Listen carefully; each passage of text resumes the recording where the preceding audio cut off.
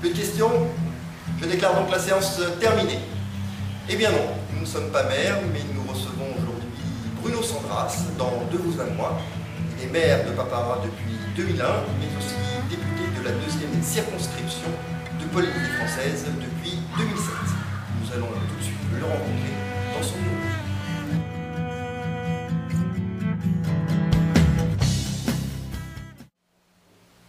De Papara, je suis né à Tahiti, j'ai grandi à Papara, j'ai fait ma scolarité à Papara. Je suis parti faire des études et je suis toujours à Papara, dont je suis devenu le maire de Papara. Quelques souvenirs d'enfance, de service militaire, d'adolescence? D'enfance, c'est un peu loin, hein, mais j'étais un enfant un peu turbulent, parce que fils unique.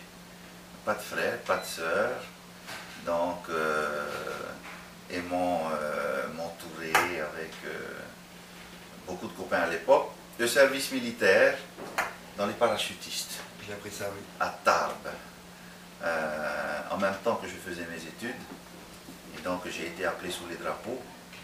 Et comme je voulais faire mon service militaire le plus tard possible, et à l'époque, on faisait des préparations militaires.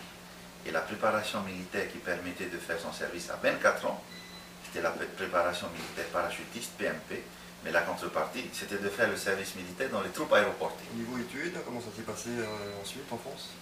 Oh là là, la coupure. Les plus belles années de ma vie, les années d'études en France.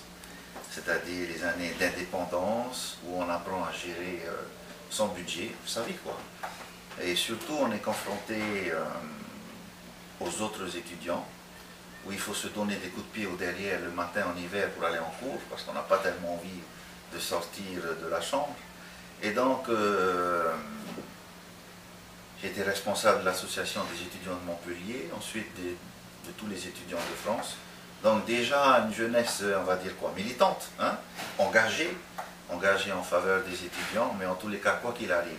Je suis revenu avec une licence en droit privé, mais je serais revenu sans diplôme, c'était pareil, parce que les années en France, ce sont les meilleures années de formation dans la vie. Un homme public, c'est-à-dire un homme qui a décidé de faire de sa vie un engagement permanent au service des autres. Au service des travailleurs dans un premier temps, puisque j'ai commencé ma vie professionnelle dans le syndicalisme, c'est-à-dire aider les travailleurs sur le lieu de travail. Et de ma formation de juriste, donc j'étais le conseiller juridique d'une organisation syndicale, Ati et moi, dont je suis devenu quelques années plus tard par la force des événements de la vie, le secrétaire général. Donc je me suis occupé des travailleurs. En décembre 2000, j'ai décidé de tout laisser tomber pour me consacrer aux élections municipales de mars 2001 parce que j'avais décidé là de m'engager au profit de ma population de la commune de Papara et j'ai été élu maire à la grande surprise en 2001 et depuis j'ai été réélu. Entre-temps, en 2001, j'ai été aussi élu à l'Assemblée de Polynésie, donc j'ai occupé quelque temps les fonctions de représentant avant d'être appelé au gouvernement de la Polynésie de 2001 à 2004. Où j'ai occupé plusieurs portefeuilles ministériels et depuis 2007, je suis, mon champ d'intervention, on va dire, s'est élargi puisque je suis devenu député de la 2e circonscription, c'est-à-dire, on va dire, la moitié de la Polynésie française, les Tuamotu, les Marquises, les Gambiers et la moitié de l'île de Tahiti. Voilà l'évolution, voilà ce que je suis devenu aujourd'hui. Quand on est un homme public, on a envie parfois de devenir un homme de l'ombre? Non, je pense que je ne suis pas un homme d'influence, mais non, je suis un homme d'action, mais je ne revendique pas forcément la lumière. Je n'aime pas particulièrement la médiatisation à outrance. J'aime la communication parce que la communication est importante. Ça permet de véhiculer des valeurs auxquelles on croit et essayer de les faire partager. Et c'est l'essence quand même d'un homme politique, mais pas plus que ça. Et puis de toute façon, par expérience, j'ai appris que ce sont les événements qui font les hommes et jamais l'inverse. Quand on a beaucoup de responsabilités comme toi, et notamment même au niveau national, comment on se ressource, comment on essaye de garder du temps, notamment pour sa famille? Alors, je ne fais pas de yoga, donc je n'ai pas de technique de relaxation particulière. Je vais te faire un aveu. Dès que je mets les pieds dans l'avion pour partir à Paris, et ça m'arrive assez souvent, pour moi, là, c'est un vrai moment de bonheur. C'est-à-dire où je coupe mon vinyle, mon téléphone, où plus personne ne peut m'appeler et où je ne peux plus appeler qui que ce soit.